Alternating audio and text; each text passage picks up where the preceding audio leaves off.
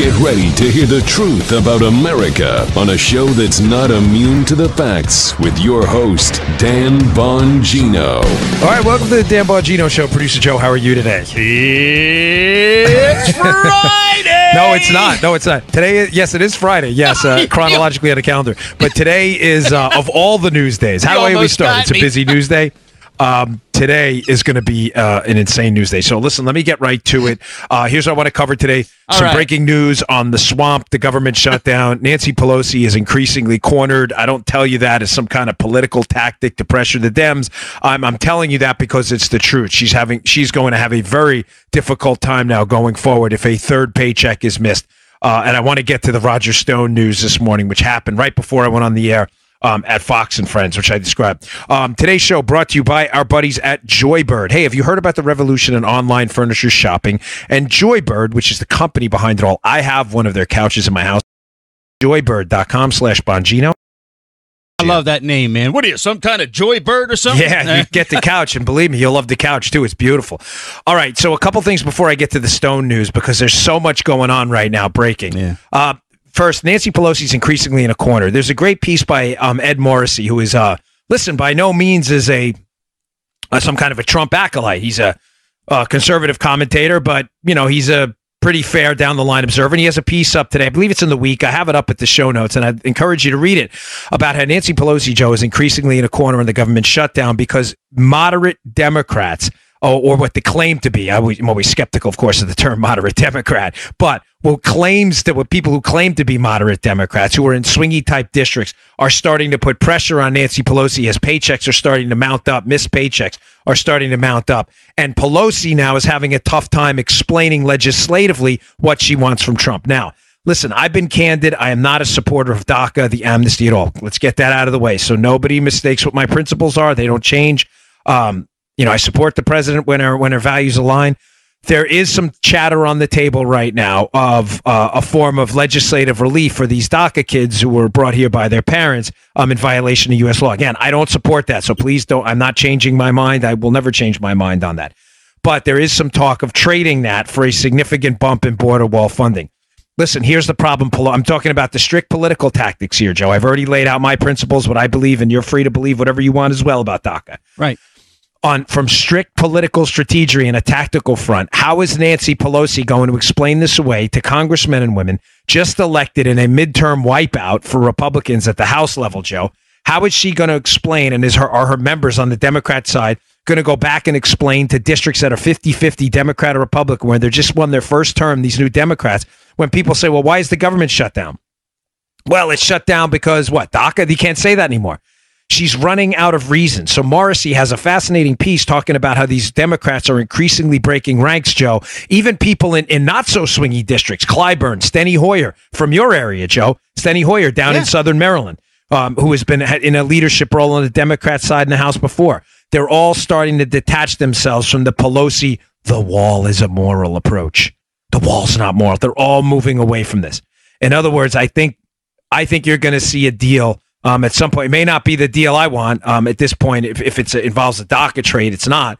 But I think you're going to see a deal, and I think the Democrats are going to have to fold on this, Joe, because there's simply no way they're going to be able to stick to their guns on guns that have already been given up. Trump has already compromised on a lot of these on a lot of these deals. So I think the Democrats are in a lot of trouble. Pelosi's cornered. She's in a world of hurt right now. All right. One other quick story I wanted to get to here. Elizabeth Warren, I had warned you about this. That as this Democrat presidential field, Joe's rubbing his forehead, as the Democrat presidential field unfolds for 2020, we now have Kamala Harris in, Democrat senator from California, Elizabeth Warren, Democrat senator from Massachusetts. We have a bunch of other people in. John Delaney, who I ran against for Congress, is running as well. Bernie's going to jump in. I'm assuming Joe Biden's going to jump in. As the field expands, I had warned you in the past that you were going to see increasingly Democrats racing to the bottom to hit more and more outrageous far left proposals in an effort to appear more and more progressive to the progressive base that's going to be voting in their primaries. Elizabeth Warren came out last night with a 2% wealth tax on people with $50 million or assets or above. Folks, again, I've tried the economic arguments over and over again. I'll make one here. I'm assuming I'm wasting my breath on the liberals, but on people who are persuadable and reasonable, I get it that a lot of you out there are like, so who cares if Elizabeth Warren levies as President Warren proposes a 2% levy on the assets? Remember, Joe, not the income, the assets of people worth $50 million or more. So remember, there'll be no way to move money from capital gains to income to real estate to trusts. It would be your gross assets. So if Joe Armacost is worth $100 million, it would be a 2% levy on those assets, not your income. Man. This, ladies and gentlemen, would be devastating to our economy.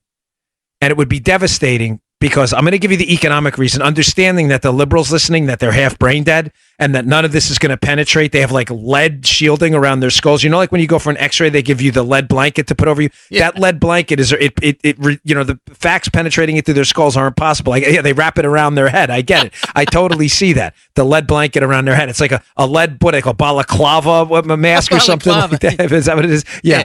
So I get it, but I'm going to try this anyway. A lot of you are going to say, well, it only affects people with 50 million assets. They don't need that much. It's not what they need. Number one, I don't care what the government thinks we need or don't. I'm not interested. I'm not interested in fallible sinners, men and women, who somehow leverage their own power and influence to get elected to Congress, telling me what I need with regards to my money, my firearms, my kids' education, or my health care. I don't care. Get out of my life. Stay out of my life. Be gone. Don't let the door hit you in the butt on the way out.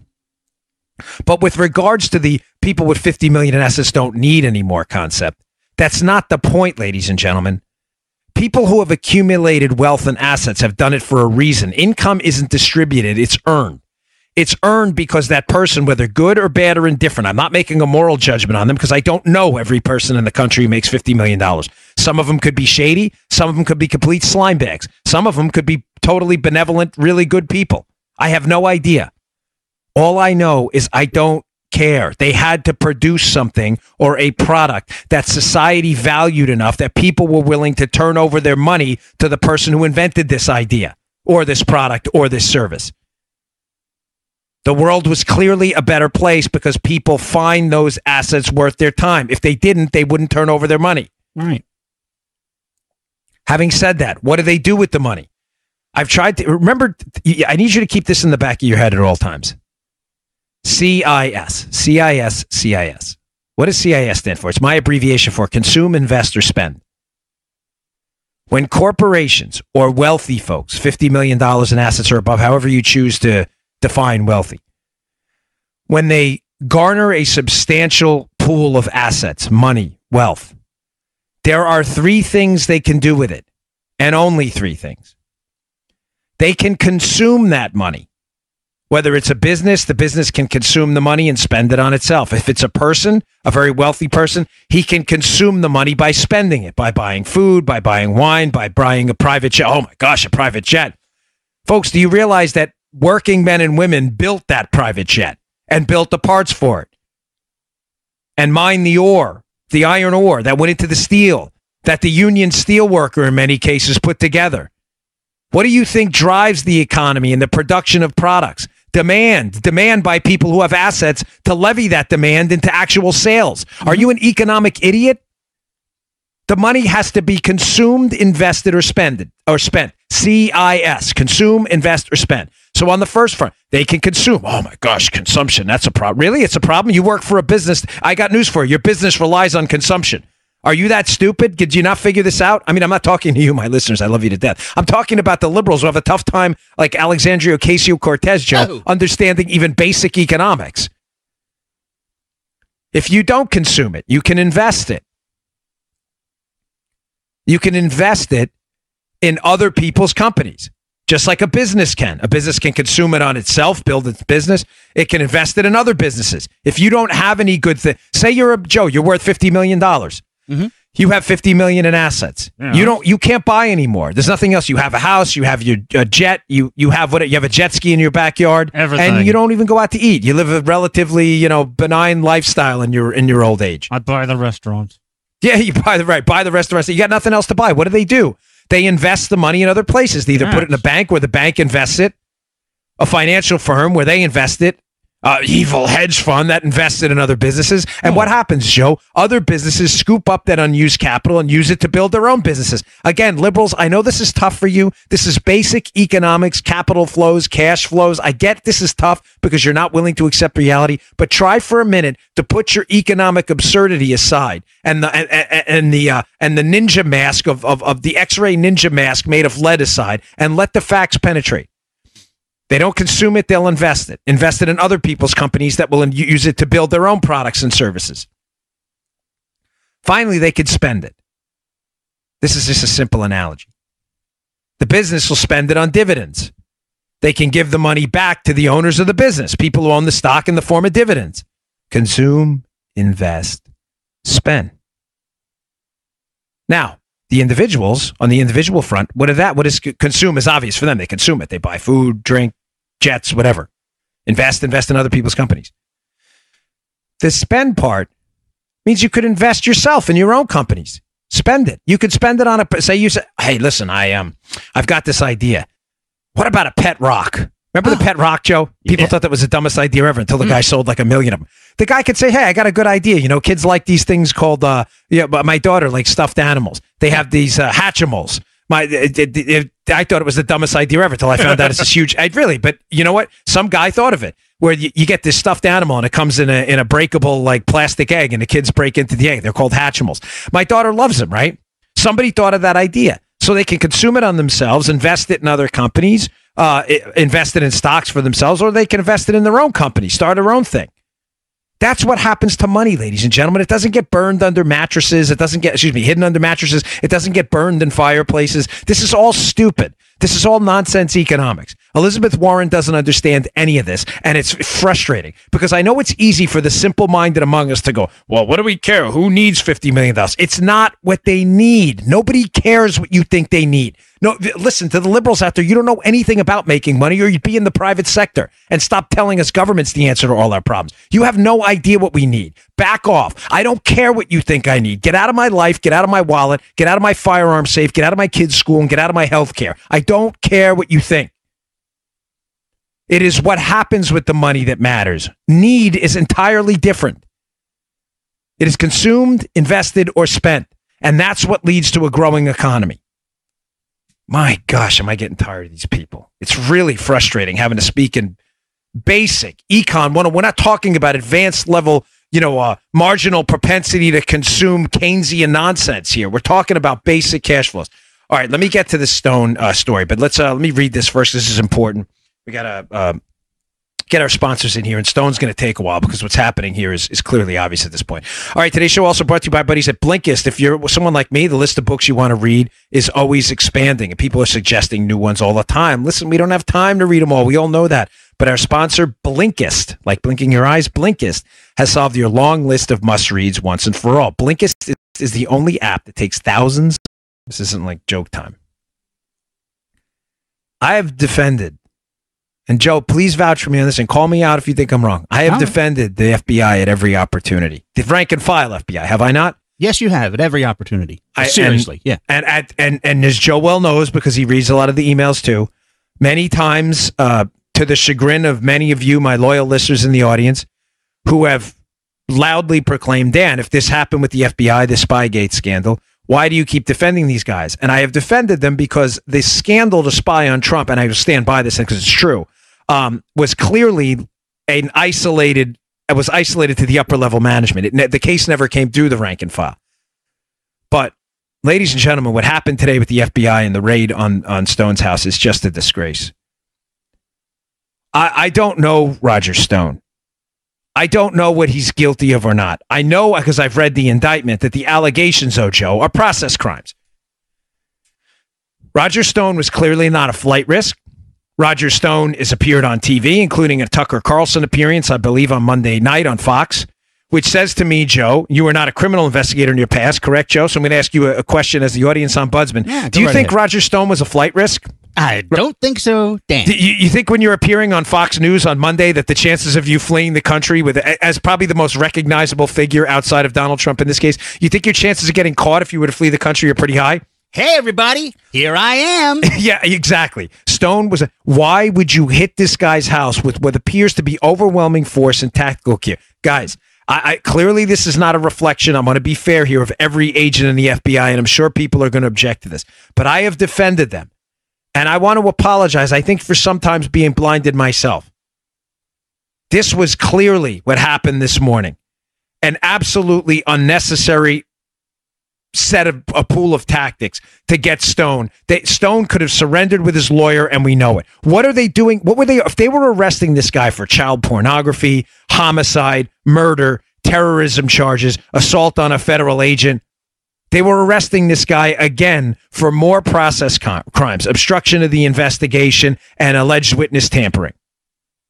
You do a 6 a.m. raid with guys in tack gear and multiple cars showing up at the house. Folks, this is not what happens. Now, I'm going to explain to you why this happened. I believe this happened because Mueller is panicking again. Remember the show I did last week where I indicated that the July 27th, 2017 date is critical. It's clear Mueller's job right now is to cover up the DOJ and the FBI malfeasance. It is clear as day. The FBI's role in spying on the Trump team and investigating them for no good reason. Whenever something breaks in the case, I said this on Fox and Friends this morning, and I want to thank the Looney Tunes at Media Matters who listened to my show and watched Fox this morning for promoting my stuff. They'll call this a conspiracy theory. You can call it what you want. As long as people listen, that's all I care about. The facts of the case are clear. No, I mean it. Like, thanks to Media Matters, I had to thank them. I'm like, you guys are really great. Here's the link to the show. Folks, every time there is a key critical break in the case, you see Bob Mueller panics, and he does things, and they do things hastily. I'm going to get to July 27th in a second. But today, regarding today's case, what happened last night? Last night on Fox News, Catherine Herridge and a number of other folks started reporting on another major break in this case where FBI and DOJ officials, multiple officials, are now indicating that Andy McCabe's version of how the case started via the FISA warrant is accurate. Well, what's that version? And why is that trouble? Ladies and gentlemen, Andrew McCabe, according to a congressional testimony that was leaked that he gave, Andy McCabe told members of Congress that the FISA warrant, in other words, the warrant to spy on Trump, let's be very simple about this. The whole start of the case, the warrant to spy on the Trump team, the Carter Page warrant, where they can get the two-hop rule, to hop from Page to his people, that warrant would not have existed without the dossier. Andy McCabe, the number 2 at the FBI, who was in many cases the lead on this case, supervising Peter Strzok and others, had indicated that bombshell piece of information. In other words, the whole case, Joe, is a farce. The whole case is a joke and is a scam that relied on a hoax document that has now been debunked. Right. Well, what happened yesterday? Which probably explains why Bob Mueller hit the house this morning. Yesterday it came out that another FBI official had come out and said that it was 50-50 that they would have gotten a warrant without the dossier. In other words, ladies and gentlemen, they didn't believe this case from the start. The way probable cause works, which is the evidentiary standard needed to secure a warrant, to arrest someone or to get a search warrant, you have to compile enough evidence to reach a standard known as probable cause. Ladies and gentlemen, as a former federal agent, it is a black and white standard. It is not probable cause or. You either reach probable cause or you do not. The level below probable cause is called reasonable suspicion. It is not enough to secure a warrant. It is not enough to arrest someone under any circumstances. Probable cause is the standard. If you need 10 pieces of information to reach probable cause, and you have 5, as indicated by this now someone apparently blowing the whistle on the FBI, they had 50-50 shot at getting it without the dossier. What does that tell you, Joe? That just by her own statement, probably they only felt it was half and half. In other words, if the dossier was out of it, they wouldn't have gotten there. Meaning to me, they're saying to me, ladies and gentlemen, they were not confident at all they had a case at all. This came out yesterday. This is devastating information, followed by the revelation last week that Mueller's key investigator, put 2 and 2 together here, ladies and gentlemen, please. Followed by the revelation last week that Mueller's key investigator, Andy Weissman, was revealed last week that Weissman knew about the political origins of the information and the political motivations of the guy supplying the information to the dossier back in August of 2016. Put two and two together. Mueller panics. Mueller finds out his lead investigator knew that the guy who creates the information, the fake information used to get the warrant on Trump team and the Trump team, that his lead investigator knew about the political origins of this information back in August of 2016. And this is his lead guy. This comes out last week. All of a sudden, you see the BuzzFeed thing break, which now Paul Sperry's indicating that leak may have come from Felix Sater, who's another guy. I'm wondering what Sater's connection is. Who's pushing Sater to talk? Sater, who ironically is alleged to have pushed the Russia deal, the Trump Tower meeting on project in Moscow on Trump after they find out he's going to run for president. Someone pushed Sater to that? Who did? Who told Sater that? Mueller finds out his lead investigator, Joe, knew that this was a political hit job. What does he find out last night? Well, Fox News finds out last night. They report last night. Catherine Herridge reports that other FBI people are now speaking out that the origins of their investigation, the warrant was a political hit job too, that it was based on a political document, the fake dossier that Mueller's team knew about. Mueller has to change the story. So what do? They hit the house at 6 o'clock this morning. I have to tell you guys, I know you don't care what I think, a lot of the people involved in this, the Bureau folks, but I am really disappointed. To my audience, I get it. I get it. People are scared. No, I mean it. I don't mean people are scared in a frightened, childlike way. I mean people are scared for the future of our country. You had the opportunity right here, some people in the Bureau, to stand up and do the right thing. I was with you. I was a federal agent too. I'm not speaking with forked tongue here. You know damn well Roger Stone was no flight risk. You know darn well that if you would have called his lawyer, that he could have turned himself in. Immediately, if you would have had, you know that. You know where he lives. You know where he goes. He's easily recognizable. You just saw him on TV on Monday. Why the heck would you hit this guy's house at 6 o'clock in the morning in TAC gear? Why? And the answer is pretty obvious. Someone needed to change the story. Someone needed to change the narrative. And they wanted to induce an aggressive hit from the start on this guy to scare him into cooperating. And this was one of those shake the trees tactics. Listen, don't BS me. You know it's true. Joe, I've been involved in these. I was involved in multiple federal arrests. Yeah. If a guy's going to turn himself in and you're trying to get him to cooperate and you're not trying to scare him, which is, I think, was happening here, you let his lawyer turn him in, or you arrange for him to come into the office and talk.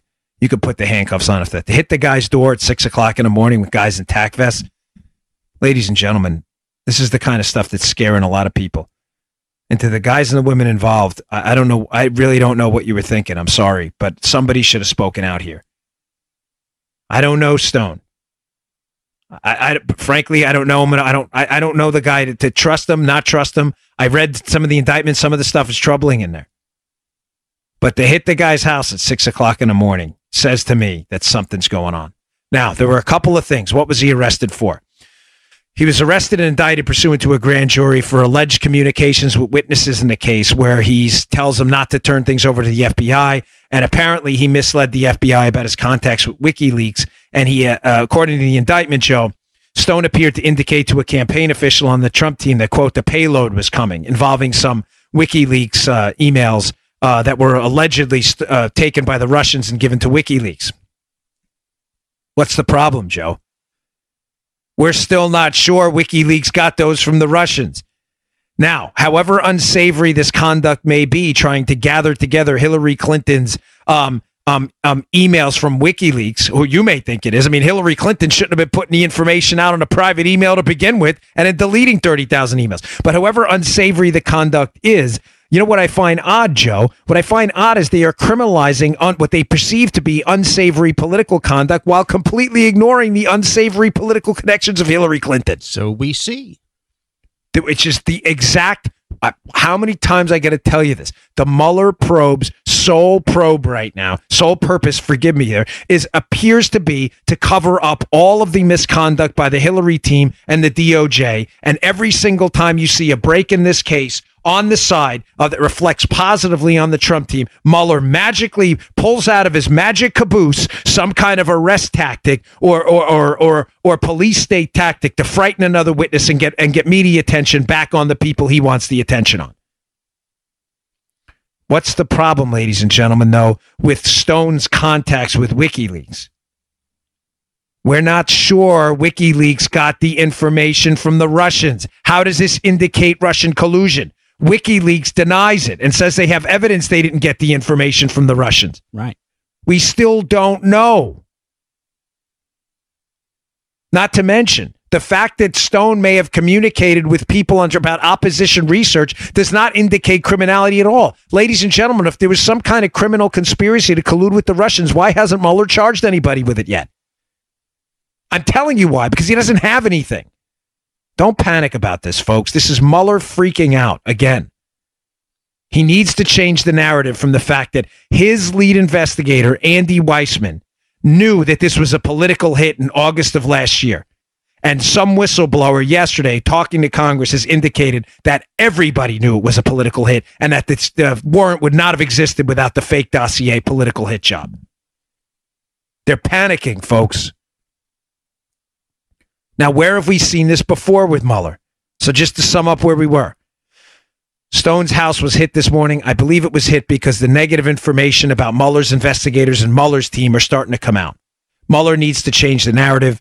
Early morning raid. We've seen these tactics before. Now, learn how to read the tea leaves in this case, ladies and gentlemen. When you read hack far left sites like Media Matters, the Daily Beast, and BuzzFeed, the National Enquirers of the left, when you read these sites, you can start to pick up what's really going on because these are propagandists whose sole goal is to usher in the police state and cover up the Democrats' crimes and try to paint Trump as a criminal, even though they don't have any evidence. So once in a while, I'll peruse these sites. So I saw an interesting reference in a piece by the Daily Beast today that people in Congress, some Democrats, are now looking into, again, Erik Prince again. Now, Prince, ladies and gentlemen, this is fascinating because I'm telling you again that Mueller's job is to cover all this stuff up. Learn how to read the tea leaves. What does that mean? Why are the Democrats looking at Erik Prince again? Let me give you a little bit of background on Prince. I'm pulling up some photos here. Forgive me. This is important. So Erik Prince is Betsy DeVos, who is a Trump cabinet official. She is the Secretary of Education. That is her brother. Erik Prince used to own Blackwater. They since sold it. It's been changed names since then. But Erik Prince is a key figure in the Mueller probe. I've told you from the start this was all a setup of the Trump team. I believe all these people were pushed in the Trump orbit to bait in the Trump people about Russia stuff so they could use it later. We've referenced Prince before. What did Prince do, and what is he? Why is he such a key figure in the probe, and why all of a sudden would they be reinterested in him? Let me read to you an old piece about who is cooperating against Erik Prince. This is from a Salon.com piece, a far left site. Investigators also stopped and questioned Joel Zamel, an Australian businessman, about his ties to George Nader. Remember the names. The Lebanese-born investment advisor to the UAE, who was also stopped and frisked at Dulles Airport by Mueller's people and is now cooperating with his investigation. Zamel was questioned about Mr. Nader's relationship with Russia and his contacts with Trump advisors, as well as the movement of money from the UAE into the United States. You're like, I don't get this. Where you going? This is confusing. Don't be confused. This is a setup. The Trump team was set up. Erik Prince, who is Betsy DeVos, a Trump cabinet official's brother-in-law. Erik Prince went to a meeting in the Seychelles at one point. The allegations was that this meeting was an effort to set up a back channel to talk to the Russians and people in the Middle East. Do you ever notice whenever there's a meeting with someone on the Trump team, to someone connected to the Mueller probe or someone connected to the Hillary Clinton team, it's always a back channel, Joe? Yeah. Did you ever notice that? Isn't that kind of crazy? Yeah. Who sets up this meeting in the Seychelles a while back that Erik Prince was at? Well, who sets the meeting up and who's there is a guy named George Nader. George Nader, the guy I just read to you in that last piece by Salon, who they're trying to get other people now to give up George Nader or give up information about Nader and his contacts there. Who is Nader's lawyer? Nader's lawyer is Catherine Rummler, the Obama administration fixer. So Obama's lawyer in the White House, the fixer, Catherine Rummler, is representing this guy Nader, who's arranging all of these meetings. And one of them is a meeting between Erik Prince and this Russian guy in the Seychelles. Now the Democrats all of a sudden are reinterested in this. Why? Because someone is feeding them this information that this is a big thing now. Look, Erik Prince was supposed to meet with a Russian. It was arranged by George Nader. Who's Nader's lawyer? Oh, Catherine Rummler, former Obama White House counsel and White House fixer. All of this stuff, all of these roads lead back to Clinton and Obama, every single one of them. Let me continue to read from the Salon piece. In fact, Mueller has been turning up the heat in his Nader-related investigations in recent days. Remember, Nader's represented by Obama's lawyer. Nader-related investigations? Obama's lawyer is representing this guy. He's leading the probe. You will recall, this is from the piece, that Nader has had continued contacts with Trump in his campaign over the past 2 years. Oh, he has. Who told him to do that, Joe? Who told him to do that? Did he did that on his own? Is he just an entrepreneurial guy? He arranged and attended a meeting at Trump Tower in December of 2016 between Jared Kushner and Steve Bannon and a UAE ruler, Mohammed bin Zayed Al Nahyan. This was around the time that Kushner met with Sergei Kislyak. Here we go, Joe. Seeking to set up a back channel to Putin through the Russian embassy. Here we go with the back channel stuff again. There's always a back channel involving a guy who's setting up meetings who's represented by Obama's lawyer. Yeah. This always creeps up. This guy Nader I've been talking about this guy forever.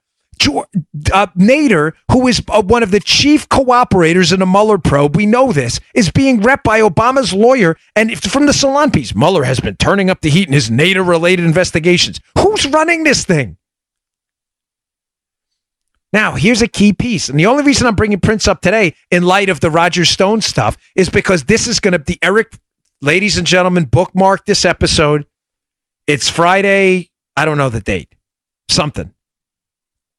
I get confused. Listen to me. Prince is going to be next. Stone was today to change the narrative on another process crime unrelated to collusion. Erik Prince will be next, and it will be the same process crimes, ladies and gentlemen. And it will be about meetings, again, organized by a guy whose lawyer was Barack Obama's White House counsel. Fascinating how this keeps creeping up, isn't it? It's amazing. Now, even another wrinkle to throw another curveball. You want to see a deuce coming your way? Who did Erik Prince meet with in the Seychelles? Remember, this is arranged by a guy who's rep by Obama's lawyer who's now working with Mueller. He met with a guy named Kirill Dmitriev, who ran the Russian Direct Investment Fund, one of the primary backers of the Skolkovo project. Folks, follow me. I know today's show is confusing, but this is the next shoe to drop. You heard it here first. The Daily Beast, which is a left-wing propaganda site, clearly is getting a leak from somebody connected to the case that this is the next Roger Stone raid to happen. It's going to be Prince. You have to learn to read the tea leaves here. Prince meets with this guy, Kirill Dmitriev, set up by a guy working with the Mueller team who is now rep by Obama's lawyer. He meets with a guy, Kirill Dmitriev, from the Russian Direct Investment Fund, who was a heavy backer of the Skolkovo project. The Skolkovo project was the Russian effort to build a technology corridor in Russia, where that Skolkovo project later was alleged to have stolen significant technology secrets from the United States to build advanced military weapons. Mm-hmm. Who was one of the primary backers of the Skolkovo project? Hillary Clinton. 20 of the 27 companies involved in Skolkovo were big donors to the Clinton campaign. Folks, Kirill Dmitriev's Russian Direct Investment Fund, the guy meeting with Prince, that direct investment fund is one of the big financial backers of this. The guy who arranges this meeting is now being repped by Obama's lawyer. Ladies and gentlemen, this is a setup. Now, even better. Sorry, folks. It's just I'm just exhausted with this. It's just unbelievable how stupid people are. They're not able to put two and two together when it's all out there. We haven't brought up that Kirill name for a long time, man. I mean, yeah, I know, and I saw your face when I brought it up. Yeah. Who represented the Russian Direct Investment Fund? This is from Salon.com, a left-leaning site.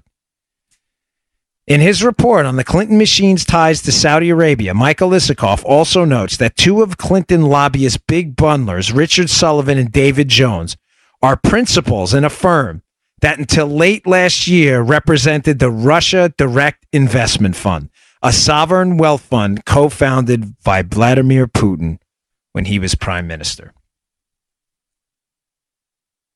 So a Russian that runs a fund started by Putin, investing in a military project, a military technology project where they stole our technology, backed by Hillary Clinton and companies backing her. A Russian connected to all those things, Hillary, Putin, and money, meets with the brother-in-law, with the brother of a Trump administration official, set up by a guy who's now repped by an Obama lawyer and working with the special counsel. And that guy, all of a sudden, his name starts creeping out and leaking into the media. Wait for the next piece of bad news to drop about the Mueller probe. Maybe it's redacted documents being unredacted. Not sure what it's going to be, but wait for that to drop, and you're going to see Prince's name creep up again too.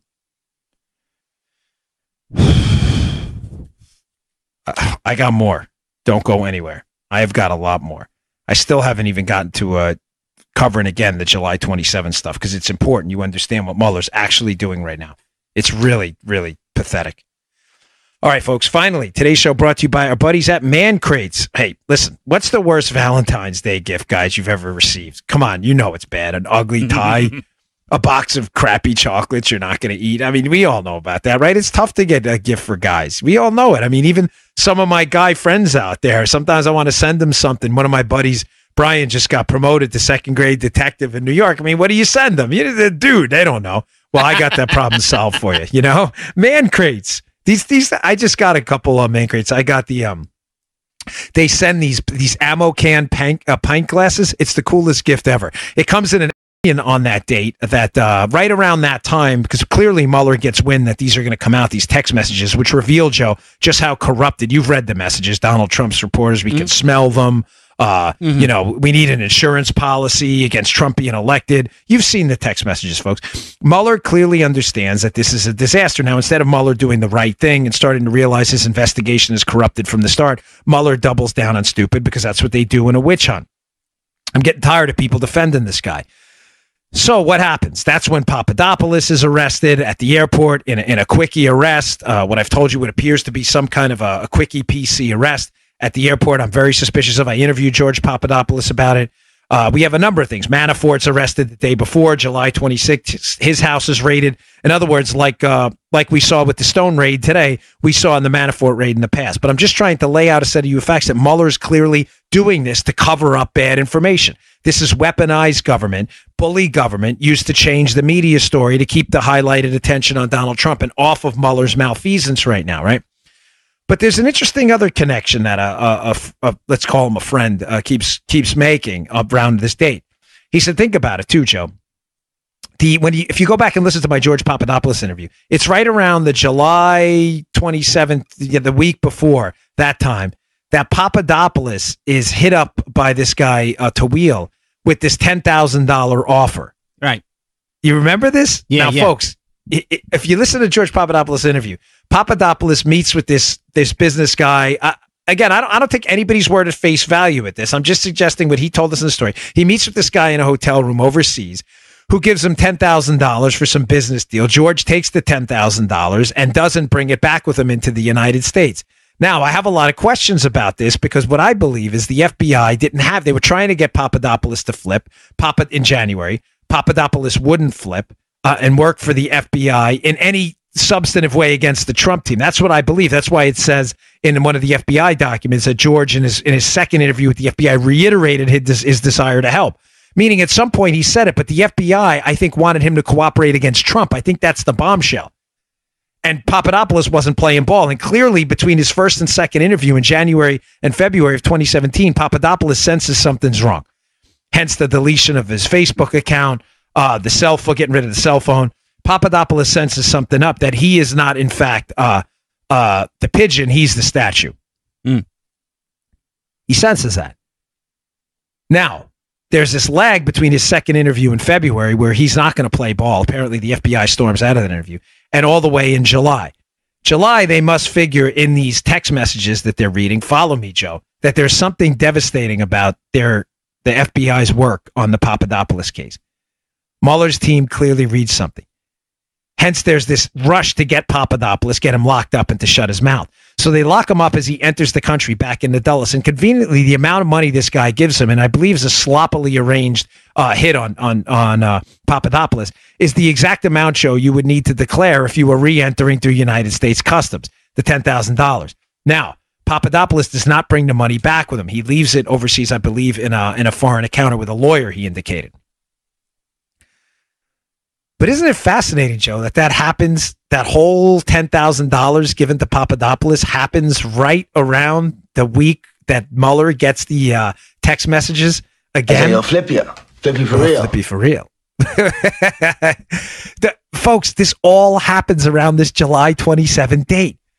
Mueller gets, the whole case is blown wide open. Clearly, he gets a look at the text messages that his entire team is corrupted. Yeah. Andy Weissman, we now find out, knew about the political origins of this hit. We know that according to Bruce Orr's own testimony. We now know that Mueller knew through the text messages that his lead investigator, Peter Strzok, was corrupted, that he hated Donald Trump, that there was a political motivation for this. He knows all of this, Mueller, and every time this comes out, instead of just being honest that this is a corrupt investigation into an innocent man on a fabricated case of collusion, he doubles down in what appears to be these hastily organized arrests and weaponized government arrests, these bully tactics to shut people down. It's clear as day.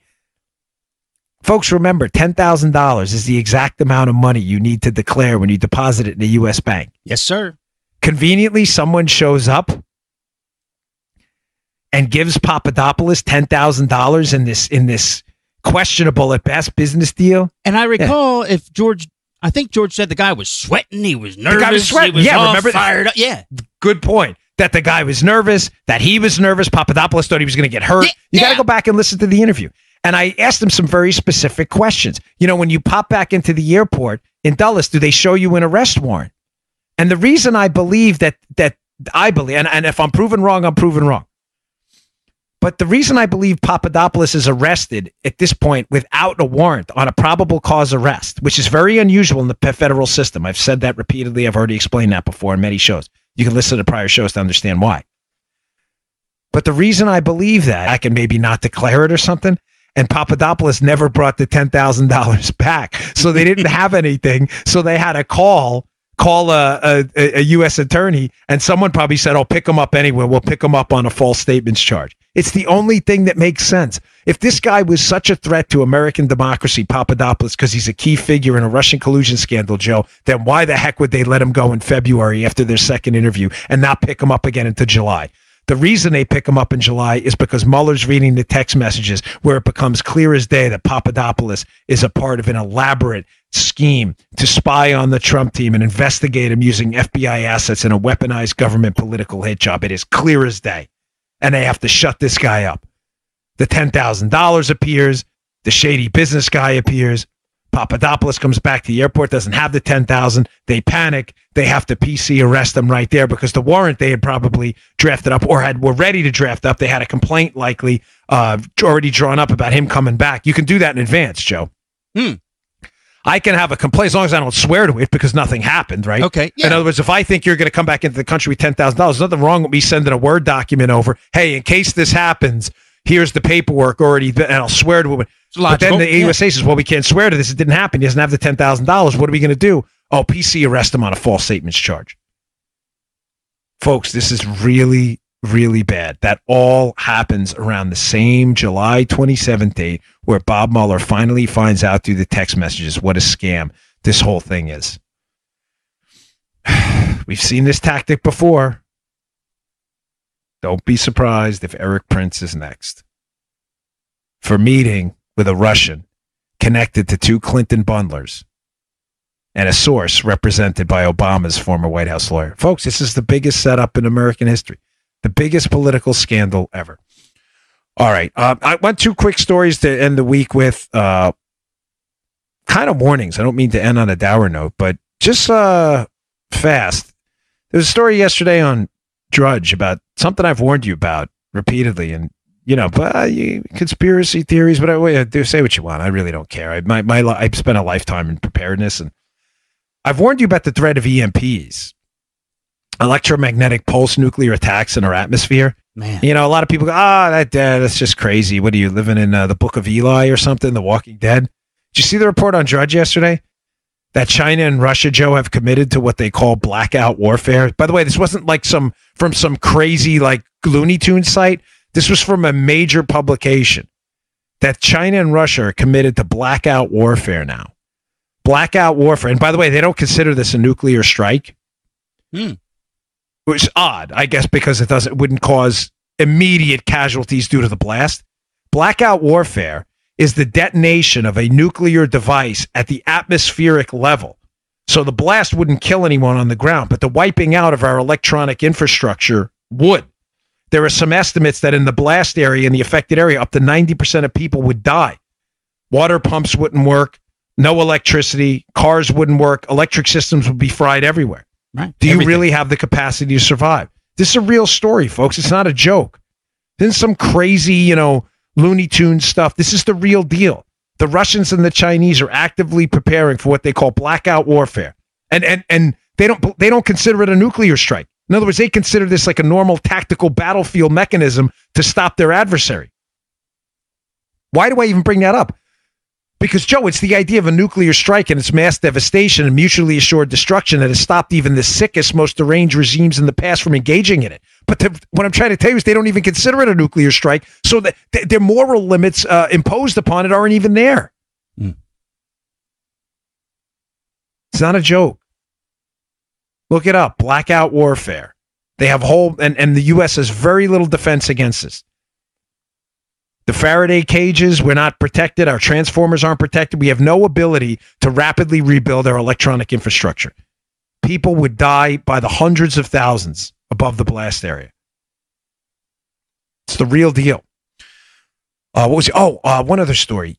Speaking of Russia and China, last night Tucker Carlson had a fascinating guest on talking about the symbiosis and this new working of major technology companies with big state actors in what's a very, very dangerous future if we don't all take a look at this with open eyes. And it was Mark Stein was on, and Stein did a great job summarizing a line by de Tocqueville. How when de Tocqueville came to the United States and gave his initial assessment of the new United States, he remarked that how even though the king was the absolute monarch in England, Joe, he had absolute power, right? Mm-hmm. In many respects. The king was actually quite powerless centuries ago. And Stein brought up a fascinating point, how de Tocqueville noticed that unless the king sent an emissary to your house to collect taxes, which was pretty rare, you had no contact with the king at all. He may have said he was the absolute monarch, but absent a levied tax, there was really very little they could do to you. The king wasn't, in other words, in your everyday life. You went, you tilled your field, you farmed, you tapped your well, you milked your cow, you let the goats graze, you did what you had to do, and that was it. But he said, think about it now. How the Chinese government, through Fitbit and technology, Fitbit type stuff, is following their people every single day. You want to talk about absolute power? And the story was this. And I used to bring this up, the difference between the public and the personal self, right? How in a real tyranny, there's no personal self, there's no private self, there's only a public self. The story was this, that there was a tech executive in San Francisco who had hired this exchange student type from China who was working here at the permission of the Chinese government. And she had a long commute to work, but she would walk every day. So the tech, it's a real story, it's not some kind of a joke. The tech executive, Joe, you didn't see this, did you? No. The tech executive feels bad and says to the woman, hey, I can arrange transportation for you. You don't have to walk to work every day. It was quite a commute, apparently. And she said, no problem. I'll take care of it because I'm working here at the behest of the Chinese government. And they monitor me through like a Fitbit type device, the number of steps I take every day. Mm-hmm. And if I don't meet a specific number of steps, my social score goes down and I won't be able to get health insurance. Holy Moses. Folks, now you understand why I'm so terrified of big government, why this scares me, and this marriage between tech companies that can monitor your location, your steps, your food intake, your heart rate, your blood pressure every day, and government bureaucrats being able to see all that. A long time ago, when I was discussing why I was so afraid of before the Spygate case even developed, now you see why I'm so interested in this. I used to speak out often against the NSA and their collection of metadata, how dangerous this was. Yeah. Because there's an increasingly blurred distinction between the public and private self. Think about it. In a tyrannical regime, like the one this woman is working for in China, she has no private self. Nothing she does is private. The number of steps, the work she produces, probably being videotaped through some device as well. She has no private life. That is the hallmark of a tyranny. The essence of a constitutional republic is having a distinction between when the door closes at your house and the garage door closes. That is your time. Some of it uses for good. Some of us use it for not so good. As long as it's not criminal, that not so good stays private. Freedom means having that private self, not having the public eye encroaching on your life and your mechanical motions and your work product every single day. Ladies and gentlemen, that line is blurring every day. This is precisely why the Spygate case fascinates me, why an early morning raid on Roger Stone fascinates me for all the wrong reasons. Why weaponized government, the ability to go get texts and emails back in the past to create crimes that didn't exist for a future case because you're investigating people, you're not investigating crimes. This is why this is so terrifying. I'm not just making this up out of whole cloth. I'm just simply making a case to you that the distinction between the public and private self is slowly withering away. When that garage door and that front door closes right now, it's not really closed anymore. The government has a way in through your texts, through your conversations, through your emails. If you're a citizen of China, through the steps you take, through your blood pressure, through what you're eating. We all need to be on guard. All right, folks, thanks again for another great week of listenership. I really appreciate it. The downloads exploded this week, right, Joe? We had a really good week. Our YouTube channel is going really well, too, so thank you very much. We really appreciate the support. Please subscribe to the show on iTunes. It is free. You can also follow at iHeart. Click the follow button. That is free as well. But it's those subscriptions that drive us up in the charts and keep us at the top of the charts for other people to find their products. So thank you very much. That's all due to you. I appreciate it, folks. I'll see you all on Monday. Good day, sir. You just heard the Dan Bongino Show. You can also get Dan's podcasts on iTunes or SoundCloud. And follow Dan on Twitter 24/7 at DBongino.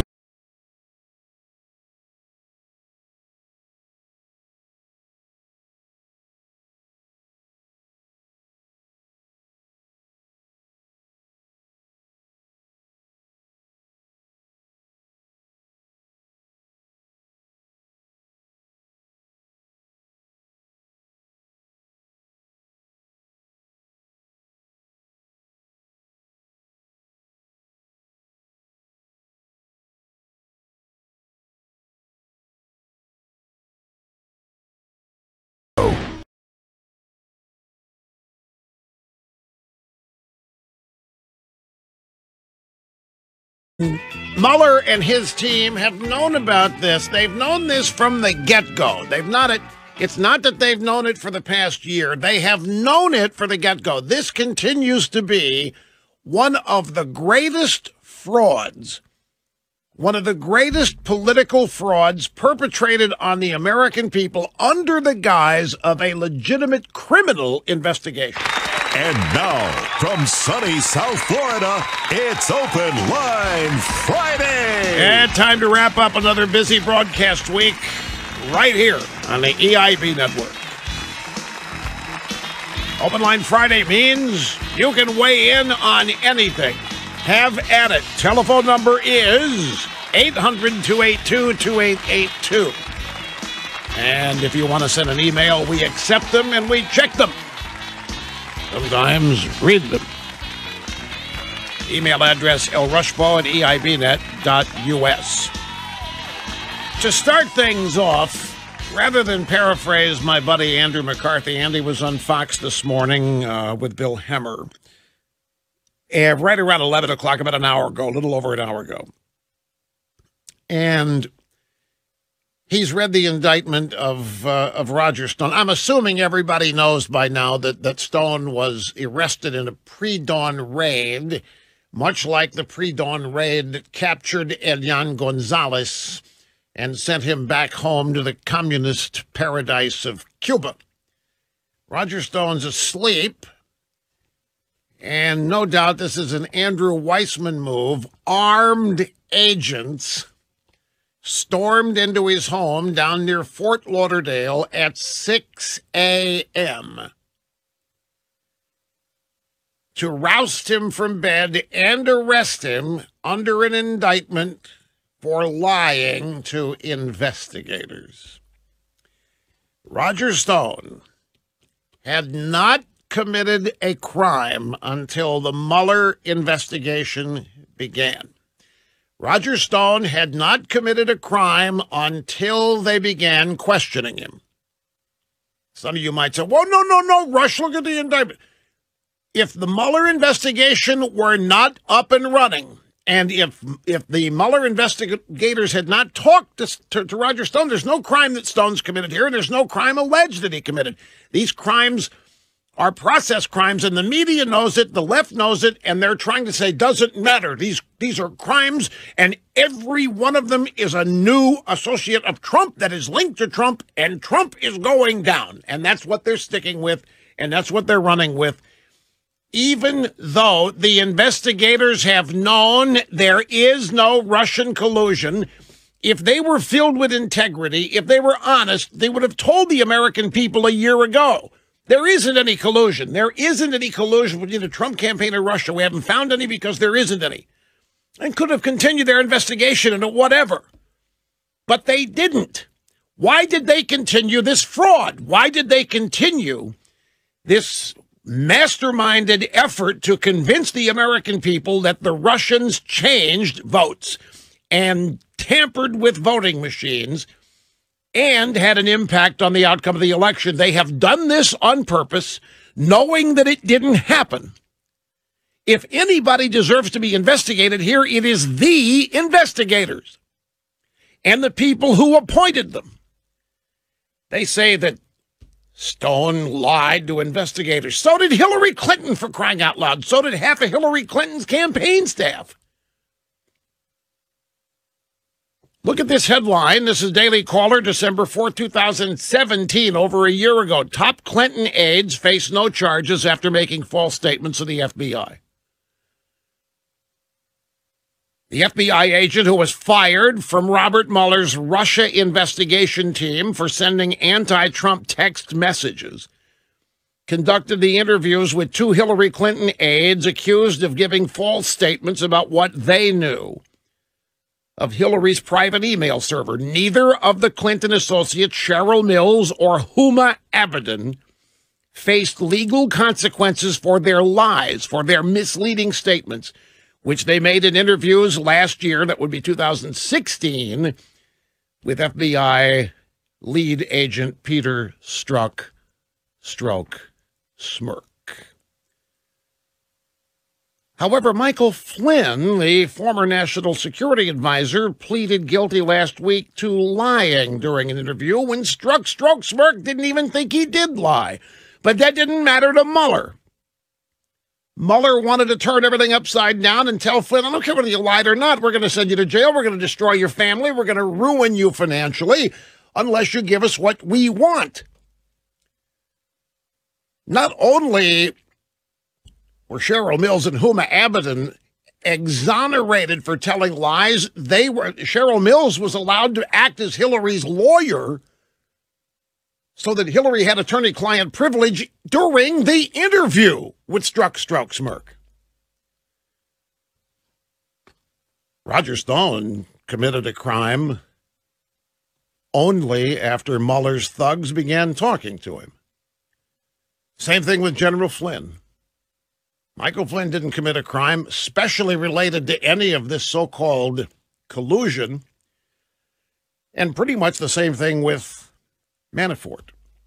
If you look at the indictment of Roger Stone, nothing in there to do with Russia or Russia collusion. He's accused of trying to get the stolen emails, the DNC, via WikiLeaks. Every journalist under the sun was trying to get hold of those. That's right. Roger Stone's been indicted for trying to get hold of what WikiLeaks had. Everybody wanted to get hold of what WikiLeaks had. He's accused about making false statements about WikiLeaks before Congress. These false statements are based on inconsistencies in his answers. Yeah, if somebody sits around and asks you the same question 55 to 100 different ways, I guarantee you, you're going to have a bunch of different versions of your answer. Remember when Trump said, hey, Russia, if you're listening, maybe you can find a 30,000 Hillary meme. A joke that Trump obviously was telling in an attempt to goose these people. They could theoretically go after Trump now because he was doing the same thing that Roger Stone has been indicted for doing, trying to get hold of the emails from John Podesta that WikiLeaks had. Well, here's what Andy McCarthy said about this on Fox a little over an hour ago. The question, Bill Hemmer, you woke up this morning, you saw guns drawn at Roger Stone's house in Fort Lauderdale. Number 12, out, soundbite number 12. In 3, 2, 1. I read that indictment, and what it says to me is that the special counsel and the FBI have known for at least a year, probably much longer than that there is no espionage conspiracy, and there was none, between the Kremlin and the Trump campaign. And because of their obsession for investigative secrecy, the thing that the country should have known, the country hasn't been allowed to know. It's been a situation where we've operated under the possibility that the person we elected as president was suspected of being a Russian agent. They've known that wasn't true for a very long time, and they had an obligation to correct the record. Now, Andy has known this independently. We've known this. We've known there hasn't been any collusion since this began. We've known that this was a hoax from the get-go. But go back to what Andy says here. I read the indictment of Stone, and what the indictment says to me is the special counsel and the FBI have known for at least a year, probably much longer than that there is no espionage conspiracy, and there was none between the Kremlin and the Trump campaign. He went on to say that this is completely outrageous, that the country has been roiled, the country's been turned upside down, the country has been divided into partisan camps like we haven't seen since the 60s, all on a false premise that the investigators have known was false for at least a year and maybe over a year. During the interview, he cited a Comey interview before Congress in March of 2017, which pretty much indicates that they knew there was no espionage. And that's why they were planting spies in the Trump campaign to try to create espionage. There never has been any. And so this is I don't know how to characterize this. It's so much more than a disservice. The investigators have known that, and they've sat by and they've watched all of these leaks from their office be published as fact that Trump colluded with Russia, that the evidence is just around the corner. We've had all these indictments of all these people, but not one of these indictments alleges anything to do with what everybody's been told happened. Every one of these crimes, every one of these indictments is of criminal activity that would not have happened were there not an investigation. Roger Stone, there may be a lot of people who don't like him. The guy's been a political operative since the Nixon days. He worked for Nixon, so that's one black mark against the guy. He's very public and he's very brazen and he's very, sticks his chin out and dares you to hit him. He prides himself on being all kinds of, tricksters and other techniques to aid the people for whom he's working. And so he's despised much like Lee Atwater was despised. He's despised much like Roger Ailes was despised. Simply because they were effective and worked for the other team. But he had not committed a crime until Mueller's investigators began questioning him. And so that's all we've got now. Now the swamp, the Washington establishment's beside itself. The media can barely contain itself. It is so excited because they think that with every one of these indictments, we're getting closer and closer and closer to Trump. But the real thing about this is that there has been a false narrative that has been allowed to exist, that has been promoted, that's been encouraged. The belief in it has been encouraged by the very people who know it didn't happen. And I'm at my wit's end as to how to deal with this, beyond calling people's attention to it. This is not the kind of thing that growing up, I mean, you read novels and you see movies about this kind of espionage.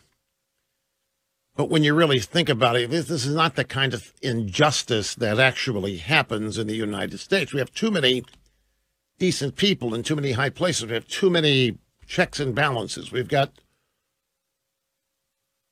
too many safeguards in place to prevent the runaway, wanton targeting and destruction of political opponents. But apparently we don't. And it is, I've about reached my limit here in having an ability to express my anger, dismay, and outrage over this. Play soundbite number 12 again, not the whole thing. I just want you to listen to the first couple of sentences here from Andy McCarthy, who, by the way, Andy is the former prosecutor of the Southern District of New York. He has great reverence for the law and these legal institutions, the FBI, the Department of Justice, as a former employee there. And he's not a never Trumper, but he's not all in on Trump like I am.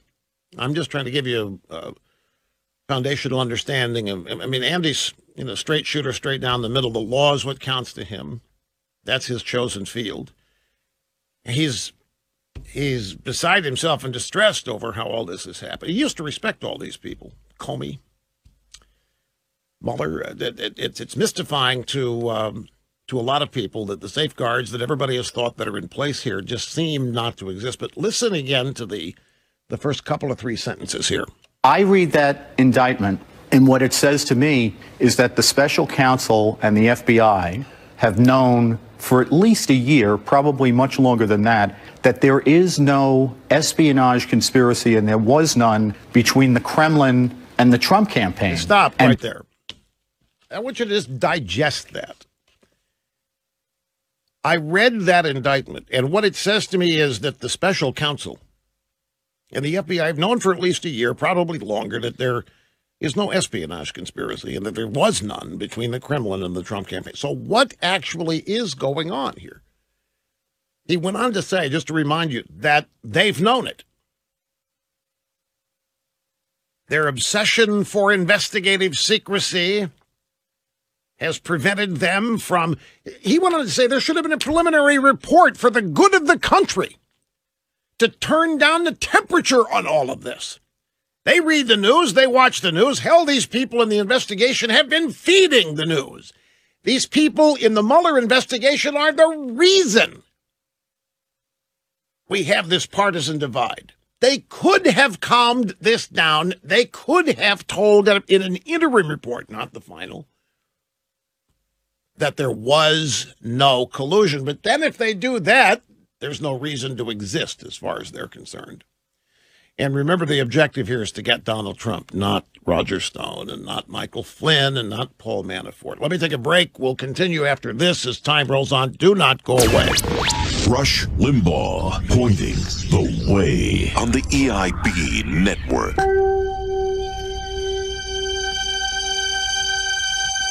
Media is blowing up now. There is a leak that a temporary shutdown agreement has been reached and will be announced by the president at 1 o'clock today. Let's see, what are the temporary shutdown reached government reopened temporarily is what the headline is on Drudge. Why would that be? Why would there be a temporary reopening of the government? It doesn't say for how long.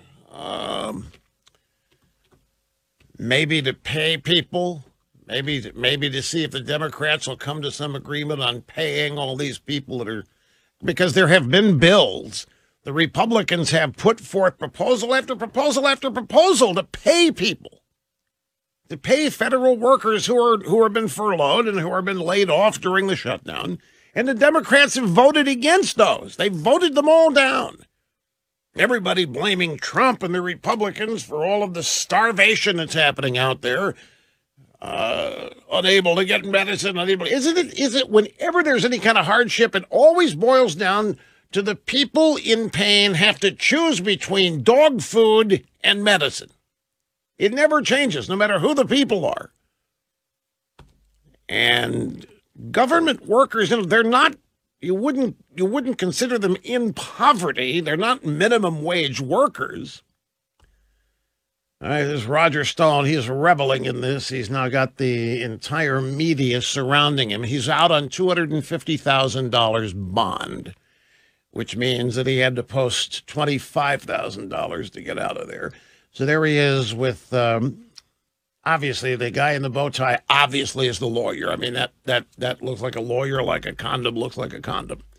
So that guy, well, isn't it obvious? And so the media is en masse collected here in deep anticipation, waiting for Trump to be indicted by Stone. That's what they think is going to happen. Stone's going to save his skin. Stone's going to say, Trump made me do everything. Trump made me do it all. I want out. That's what they're hoping and praying is going to happen. Tell you, one other thing to stop and think about here, to again illustrate the political nature of this entire investigation. You know what Mueller is doing? You go after Flynn, you go after Manafort, you go after Stone.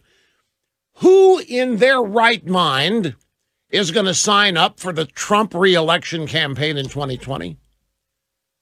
I mean, if you can go to jail, if you can be threatened and ruined for working for Donald Trump, who is going? That's another thing Mueller is doing here. I am convinced.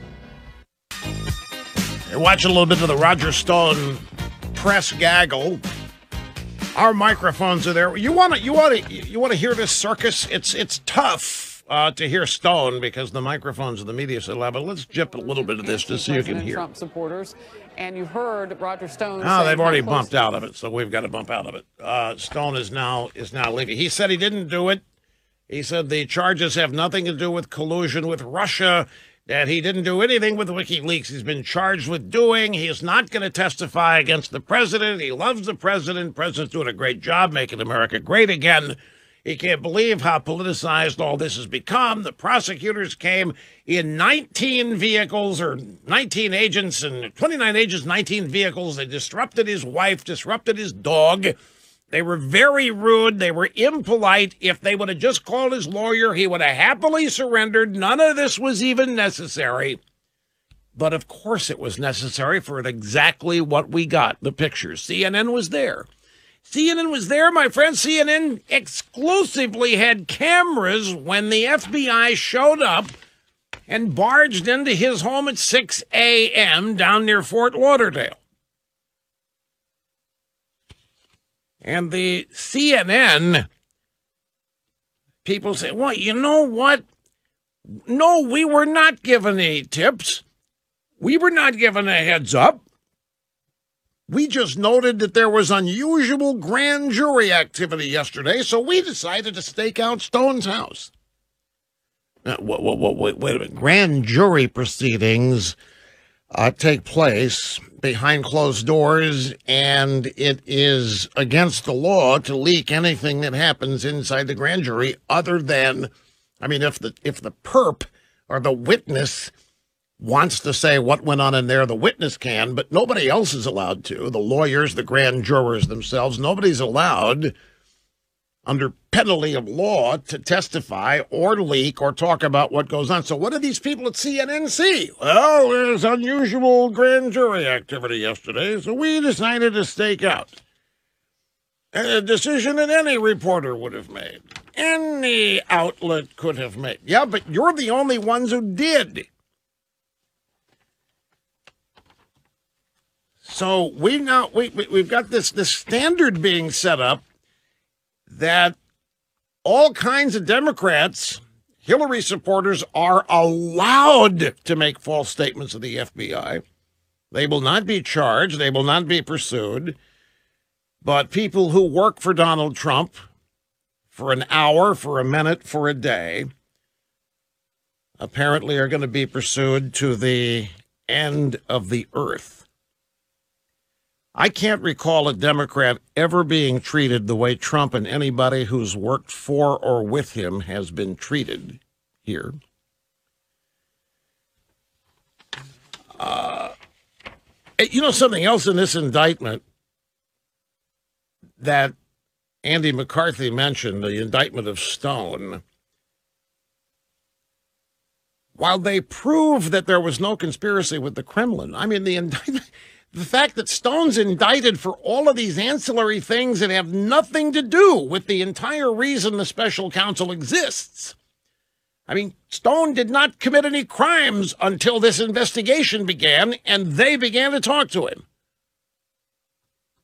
No crimes. He had not committed a single crime until the crimes of lying to the FBI. Confusing answers. Same question being asked 50 times. Different ways. So if you ask the question 50 different ways, you get 10 different answers. You charge the guy with lying. While this indictment proves there was no conspiracy with the Kremlin, you know what this indictment shows? This indictment shows that the investigators didn't even know what WikiLeaks had, let alone any conspiring with Putin. They didn't even know what WikiLeaks had. Meaning Stone, all these people that were accused of trying to get hold of it, they didn't know what. That's why they wanted to know what WikiLeaks had. Everybody was trying to get what WikiLeaks was leaking, that they had bombshells. It turned out to be the Podesta emails. This indictment shows Stone didn't even know what WikiLeaks had. That's why he wanted to see it. How in the world can there be any collusion whatsoever when the reason people want the WikiLeaks emails is to find out what's in them? Because remember, my friends, this is never mentioned anymore.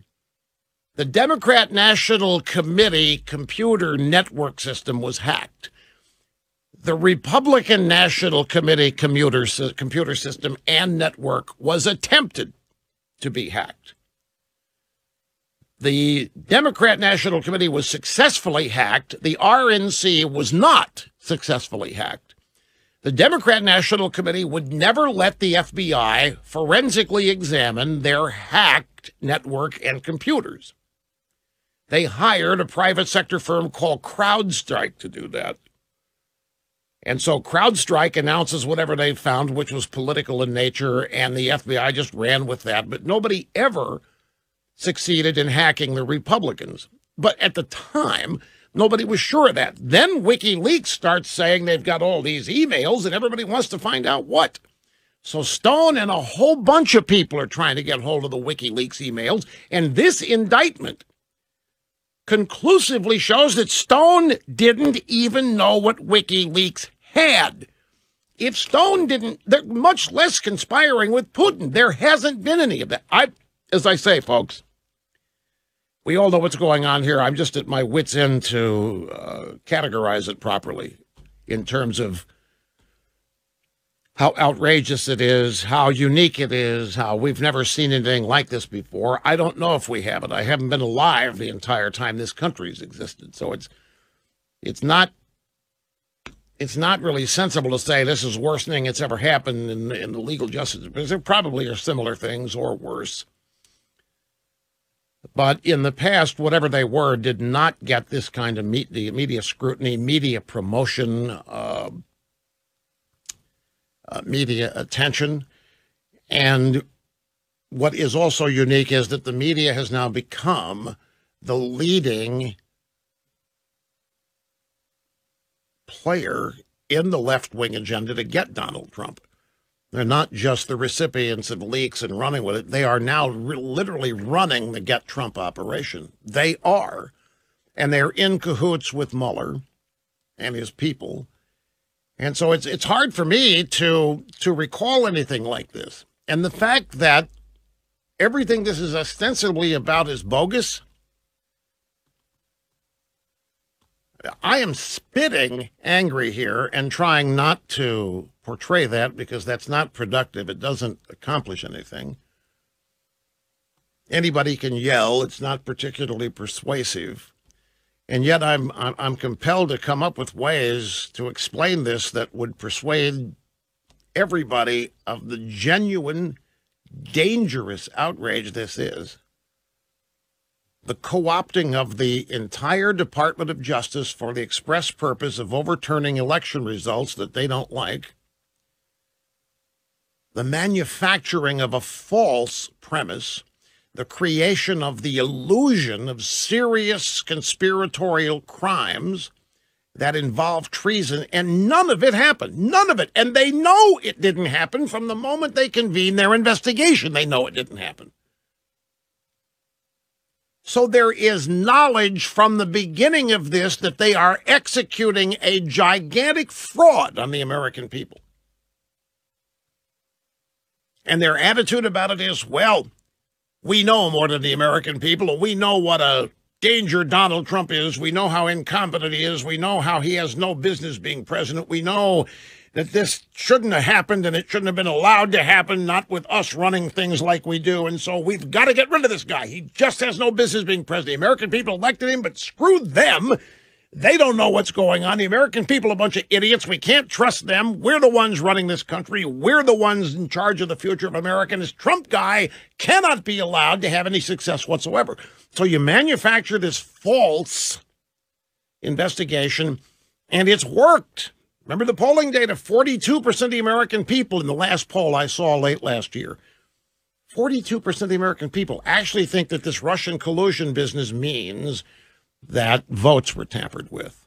The Russians actually somehow manipulated votes and did affect the outcome of the election. That's what Russian meddling or collusion has come to mean after 2 years of never-ending news stories featuring anonymous leaks claiming that this happened when it didn't. It's such a gigantic hoax.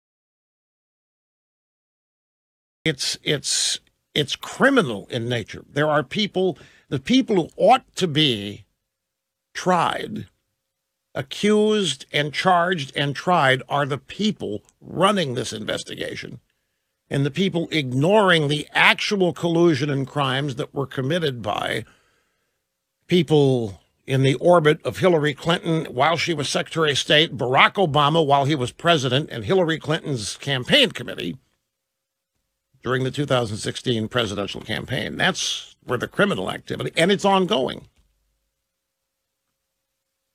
To have known for over a year there was no grand conspiracy between the Russians and Trump, and yet to continue this and to continue to indict people for not I mean, there's nothing in these indictments about any crime other than after the investigation began.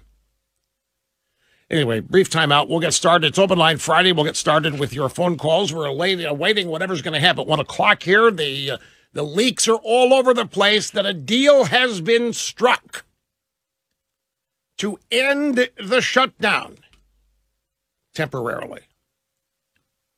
The details on that are coming up. Meantime, your phone calls are next, right after this. In times like these, we need him more than ever. Rush on the EIB network.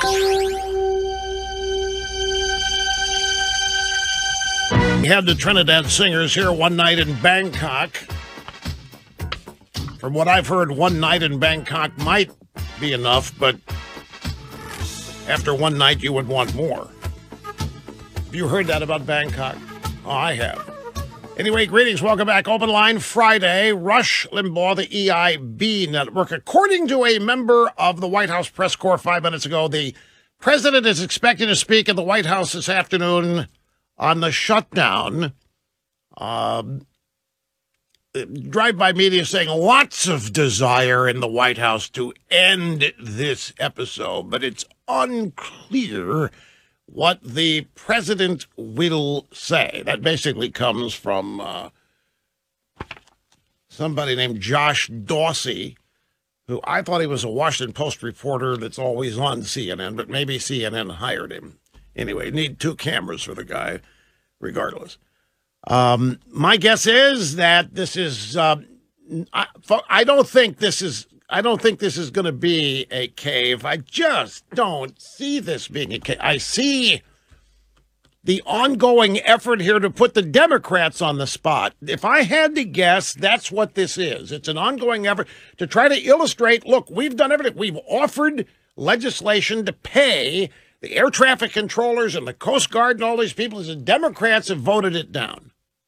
So my guess is that there's going to be some kind of a mechanism here that would, quote unquote, reopen the government. What it really is going to do is pay these people, but it's not going to be permanent. If it's permanent, then of course it would constitute a fold, and I don't think that's going to be the case. We'll find out in due course. I mean, it's just 10 to 15 minutes away. Now, once again, I just want to reiterate the Roger Stone indictment. The reason that it proves that there was not a conspiracy.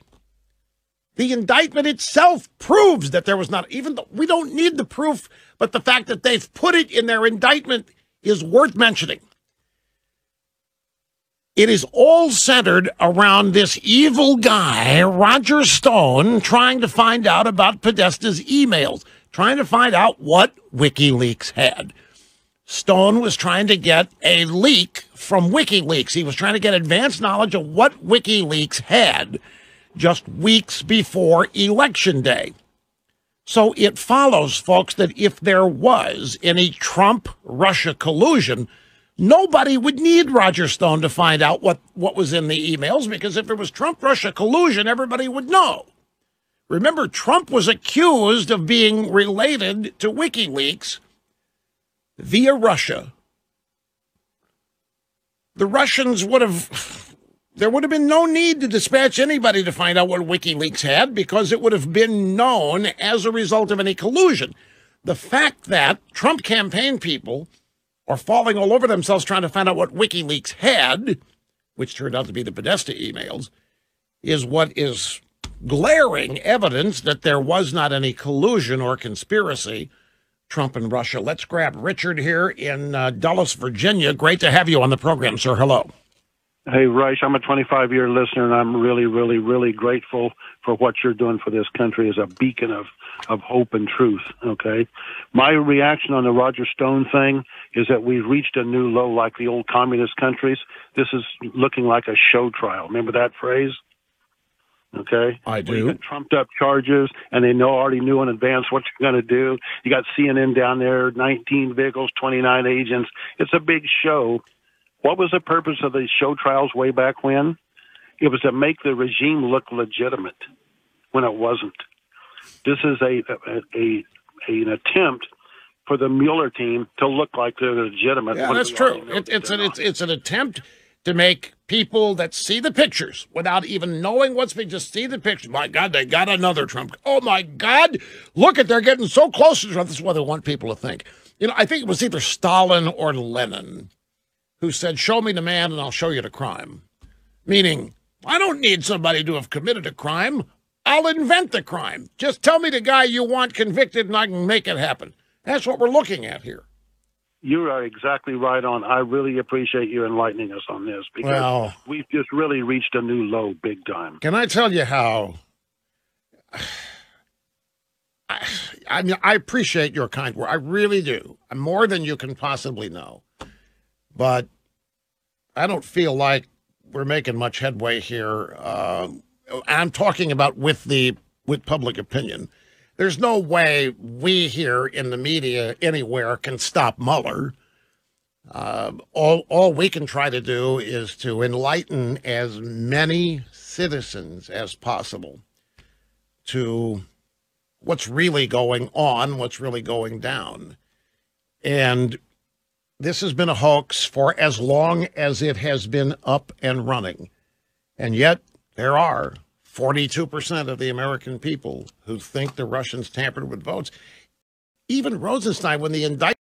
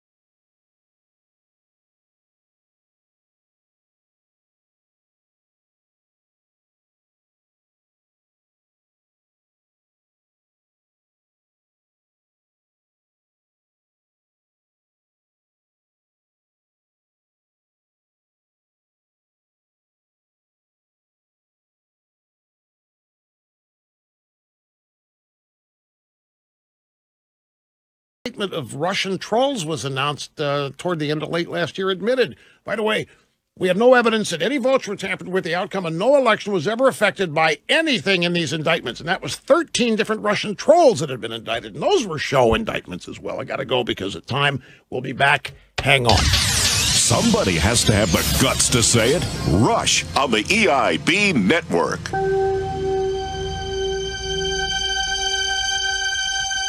Right. In the meantime, we continue here. Well, I can guess. Yeah, I can speculate what this is going to be, but why does this? We'll just sit here and sit tight. 800-282-2882 is the number. If you want to be on Open Line Friday, the email address, lrushmo@eibnet.us. I think the objective of it is going to be to get people paid. You know, it didn't help that Wilbur Ross went out there yesterday and said to federal workers, go get a loan. You can find something, you can go get a loan here. And Pelosi's out saying that let them eat cake attitude, we can't have that. So, you know, everybody had to run and circle the wagons after Wilbur made that ill-advised comment. Well, hell, I think they just get some loans that tide them over. Yeah, they'll have some interest payments and so forth. But the idea that people can't get money is... Now, in Wilbur Ross's world, getting money is easy. You find anybody. You find a shoeshine guy to loan you a dime. You can find a bank to loan you whatever you need.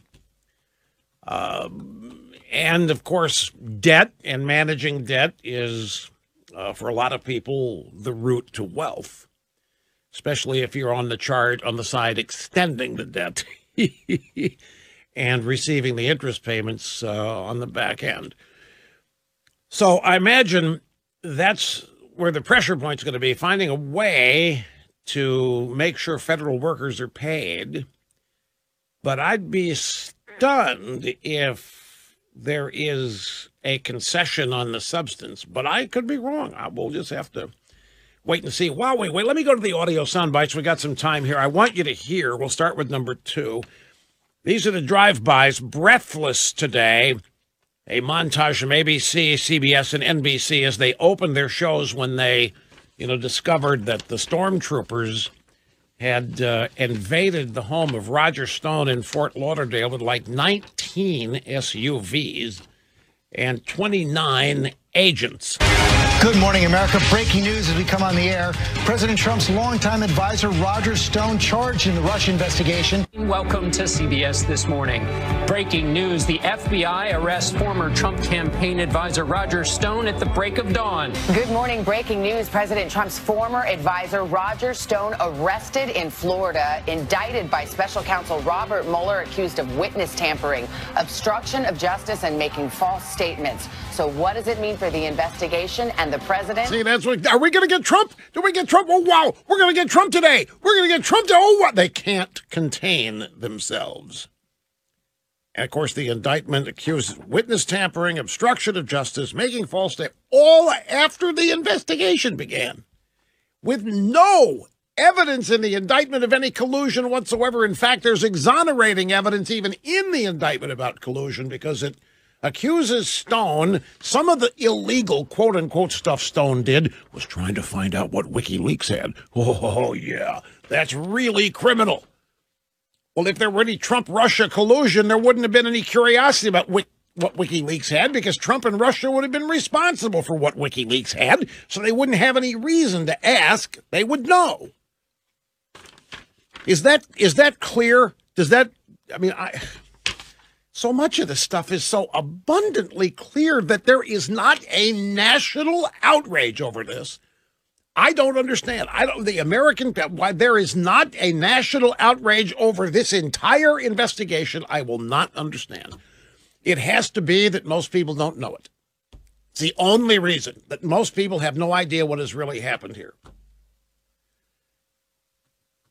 So it's beyond my ability here to categorize how audacious, how bad, how outrageous, how damaging, how harmful, how destructive this is to our country, to our system of justice. I mean, it is clearly the criminalization of political opponents. It is basically turning what people in politics do, it's reducing it to crime if they are your opponents. It's no more complicated than that, really. So Stone is accused of lying and misleading people as he was trying to find out what WikiLeaks had. But again, if Trump had been colluding with Russia and Russia had been colluding with Trump, they would have given WikiLeaks whatever WikiLeaks had. Therefore, they would know what WikiLeaks had. So there would be no reason for anybody in the Trump campaign to find out what WikiLeaks had. And all of that's in the indictment. Here is John Berman. CNN had somehow exclusive video of the raid at Stone's house. And CNN saying, hey, we're just good journalists here. You know, we were minding our own business over at the grand jury, and we noticed a whole lot of unusual activity. And so that told us we had to stake out Stone's house. How stupid did they think we are? Obviously, the special counsel's office tipped them off because the special counsel's office wanted the video. They didn't get video storming Manafort. They learned their lesson. Now they want video as they storm into Stone's house. Because as a previous caller said, the video of all these agents under cover of darkness. Why do you go in there at 6 o'clock? To make sure this disgustingly vile criminal can't sneak out and escape. You go in there when he's asleep. And so the pictures, the videos, designed to prove the legitimacy of the investigation. Because people will conclude, my God, they really must have the goods on this guy to go to this length. They must be really afraid this guy's going to hop a plane to Venezuela if we don't capture him while he's asleep. And that's what the media is out then helping people to understand. Here's CNN talking about the breaking news of the arrest of Roger Stone. We do have breaking news, perhaps major breaking news in the Russia investigation. The FBI has arrested political activist, Trump associate and friend, Roger Stone. CNN's camera was there as it happened. Watch this. FBI, open the door.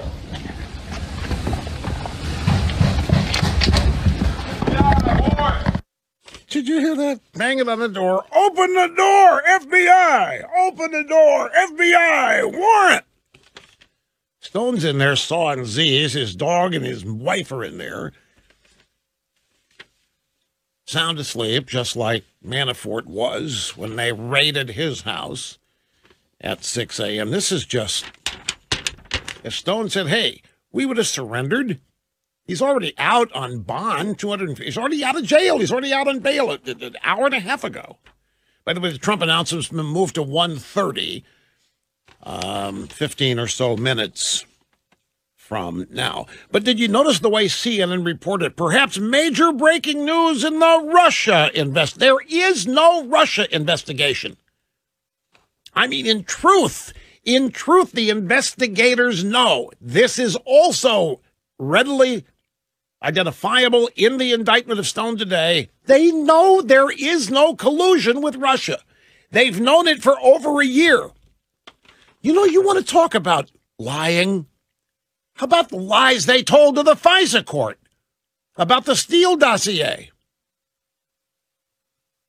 They want to get all these Trump guys for lying in process crimes, lying to investigators. How about the FBI, Rosenstein, Comey, and all the rest of them lying to the FISA court as each of these FISA warrants to spy on the Trump campaign were renewed? Those are lies, too. But, of course, none of that being investigated. Here is the breathless CNN Allison Camerata asking the crime and justice producer, who just happened to note all of the activity at the grand jury, why he was even on the scene at Stone's house. What's so fascinating is that we've talked to his attorney. The attorney didn't know this was coming. Clearly, Roger Stone didn't know this was coming. You were staked out at his house. You didn't know that this was coming. Why were you there in position? Allison, it's reporter's instinct. The whole Russia team thought maybe something was happening. There was some unusual grand jury activity in Washington, D.C. yesterday. Robert Mueller's grand jury typically meets on Fridays. Yesterday, a Thursday, there was grand jury activity. We also had some other signs that maybe something was going on this angle, the Roger Stone angle. So we showed up at his house this morning. We were the only ones there. And lo and behold, the FBI agents did come and arrest him. Imagine that. Lo and behold. Yeah, something was happening Thursday that normally happens Friday, so we're the only ones that showed up. And then when the FBI shows up, they didn't kick the media out. They welcomed them. I wonder if they had a box of donuts and coffee for them.